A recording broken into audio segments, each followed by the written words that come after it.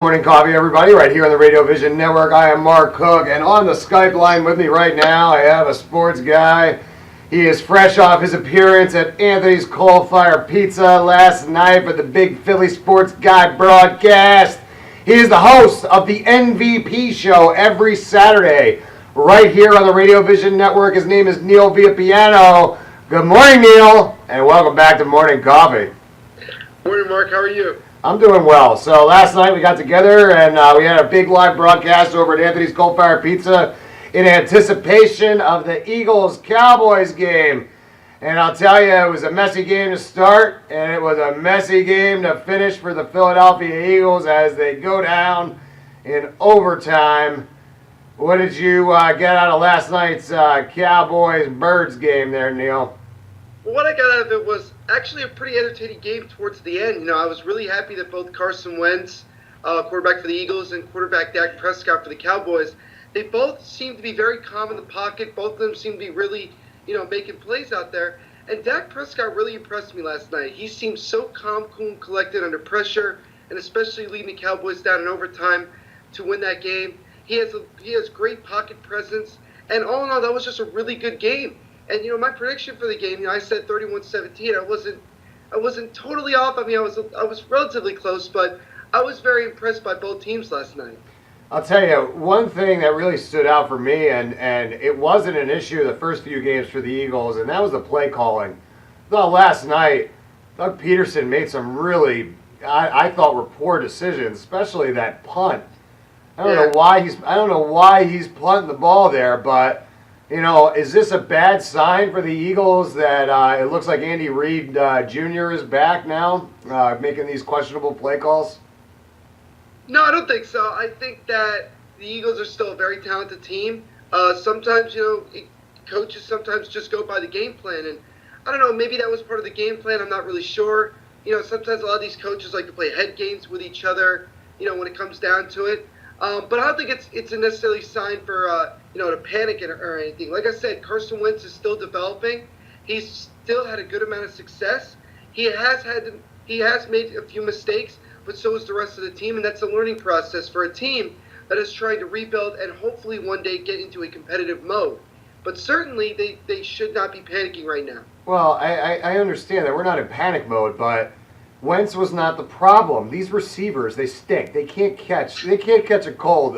Honestly, their hands. It's amazing to me that these NFL receivers, they can't catch the ball. But really, it's a scheme thing too.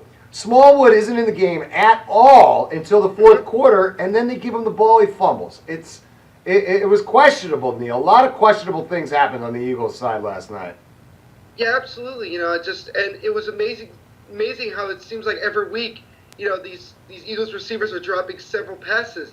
I saw by the time we hit, the mid part of the fourth quarter, Carson Wentz had yet to throw a pass of 21 yards or more. And I think that's specifically because the Eagles receivers are dropping a lot of passes. And I was talking to a few people last night saying, if Carson Wentz had receivers like Odell Beckham or Antonio Brown or even Deshaun Jackson, he would have a lot more success. His numbers would be a lot better than they are right now. Well, the rumor is that Torrey Smith wants out of San Francisco, and today is the trade deadline. So we'll keep an eye on that. The other thing I want to talk about the Eagles game, Neil, is the referees. This is getting to be ridiculous. They're calling penalties, and then they're picking it up and being like, "Oh, it's not a penalty."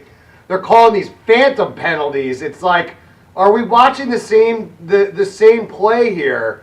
The Eagles are taking so many penalties, and I think that's partly a discipline problem, but I think these refs are awful. What are you hearing about that? It's really tough to say because here's why. Every refereeing crew is different, but at the same time, I agree with you. There's been a lot of penalties called this year. I mean, you look at a team like the Oakland Raiders, who by the end of the first half of their game, in their win yesterday against the Buccaneers, had 66-yard penalty yards, and that's crazy. I believe they lead the league in penalty minutes. And it's crazy to see how in every single game, there's at least 2, 3, 4 bad calls that are made during the game. And the refs talk about, they don't want to dictate the outcome. Most of the time, they really do dictate the outcome, and that needs to stop. And so it's hard, sometimes to be honest with you, Mark, I don't even know what a penalty is anymore. Yeah, you're right. It's crazy because there were a few penalties in the first half that was like, what are you even looking at? Like that, there was a little bit of contact, but not enough to throw the flag. That's what just doesn't make any sense to me. And Right, I don't know. You said penalty minutes, so I think you got hockey on your mind. Let's switch gears. Real quick. The Flyers had an interesting weekend. Saturday they go down to the Penguins. Yesterday they travel to Carolina and they take out the Hurricanes. I know that you focus a little bit more on the Devils, but anything going on Flyers Devils wise? It's still gonna be a little while before the Devils and Flyers play each other soon, but I think the NHL and their scheduling wise wants to get a lot of these teams playing against teams that are in their conference or in their opposite conference to kind of get through those and then get towards later on in the season playing against your division rivals. Yeah. But looking at how the Flyers have been playing, obviously they had that loss 5-4 to the Penguins on Saturday, and then yesterday they were able to come away with a 4-3 victory. The number one thing that I look at that seems to be a concern is the goaltending issue. Both Michael Neuvirth and Steve Mason, neither one of them has really made the claim as being, I want to be the number one goaltender for this team. And for the last couple of years, from what I can see, that's been one of the biggest issues for the Flyers. They have great goal scoring. They have several talented players. They have good defense. But their goaltending at times is atrocious. This has been an issue for the Flyers for the last 25 years. I mean, I don't understand why we can't just find a number one goalie. Now, I know we got some kids in our farm system that look like they have some real good goalie prospects, but the old saying is that if you have two goalies, you don't have a goalie. That's just how it is. And the Flyers always try to go in with this double goalie tandem, and it never, ever works. Why can't Steve Mason step up and be the number one goalie for this team? Is it his ability or his head? I think it's his ability. I think that I know he's not that old, but at the same time, he's played a good amount of years in the NHL, and he really, last year he had a lot of trouble with injuries. He lost his starting job to Michael Neuvirth.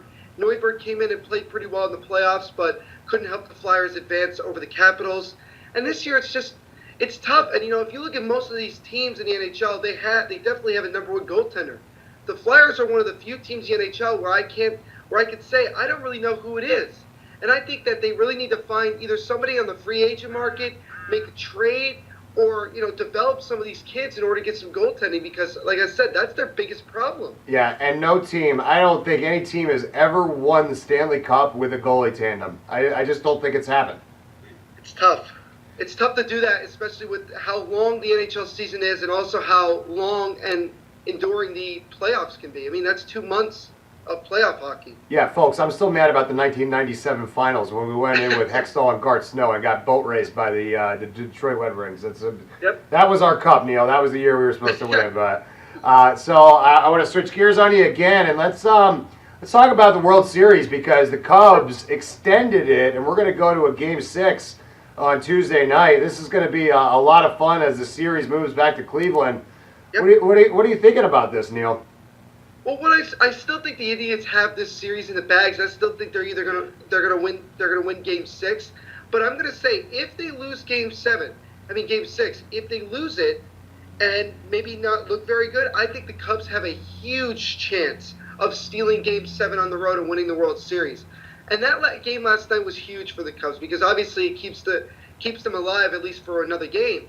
But it was kind of nice. That was definitely the last game in the regular season at Wrigley Field. David Ross, the catcher for the Chicago Cubs, that was his last game in Wrigley Field. And it was nice for them to get the win. It would have been much tougher to see them lose that game and to see their season end losing 3 consecutive games in Wrigley. Yeah, nice moment between Lester and Ross last night as they hugged in the dugout after Lester just pitched his brains out. I mean, this is really it's really a very emotional series, because I think of the dynamic of the history of the two teams and all of that. The Cubs last night finally looked like they relaxed. They looked like they were pressing so hard, and then last night got back into their game. Honestly, Neil, I think the Indians are in trouble, because I mentioned to you last night, if there is any team that is built to come back, it is the Cubs. Look at the pitching that is going to come at the Indians the next 2 nights. And we know that the Cubs can score runs. They haven't scored a ton in the World Series yet, but we know that that team can put up runs in big bunches. Right, you're absolutely. I definitely agree that the Cubs are definitely that team that can come back from down a 3-1 hole. At the same time, you have to realize that the Indians have found a way to get runs in against the Chicago pitching staff. Obviously, it's kind of like the Indians for the Cubs, where if you force the Cubs to go to their pen early on in the game, it might be a little bit easier for them offensively. And also, you look at the fact of this. The Cubs' offense, obviously, it's great, and it looked like they definitely stopped pressing last night, and all they had to do was keep it simple. And as long as they continue to keep it simple and just try to get runs in any way they can, I'm sure they'll be fine. But at the same time, if the Indians jump on Arrieta in Game 6 tomorrow, if they jump on him early, there isn't much the Cubs can do because they know that eventually they'll have to go in and face that bullpen of the Indians that, for most of this playoff and for definitely most of this World Series, has been virtually unhittable. Yeah, that Andrew Miller, it's kind of ridiculous. This kid came out of nowhere. You know, the Yankees gave up on this kid. They did not. I guess nobody really saw this coming, but I mean, he comes in, and I think that the other team is like, oh well, I guess we're done now. I mean, this guy's just basically unhittable. It's part mental now and everything else. He's just so dominant. It's really. I'm really glad that people are interested in the World Series again. It's kind of a neat thing. I mean, last year we had that lousy team from New York lose to the Royals and all that. That was so uninteresting. I'm just glad that baseball is back.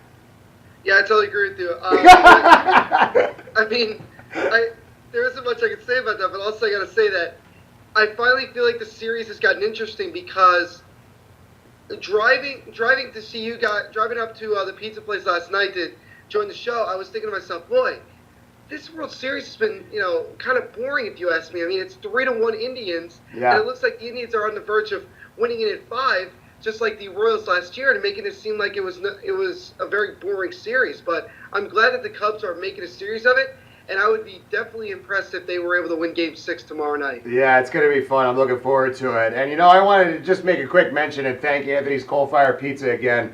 That really was a great event last night, Neil. I'm glad. I was glad everybody was able to be out there, and the Philly sports guys did great, and you were great, and the food over at Anthony's Coal Fire Pizza is just fantastic, man. It's so good. I hope everybody gets a chance to get over there. It's right on Route 38 in the Laurel Corporate Center, and you guys, you've got to go to Anthony's Coal Fire Pizza. So, Neil, we'll keep an eye on everything that's going on, and we'll catch up with you down the road later on in the week. Sound good? Sounds good, man. All right.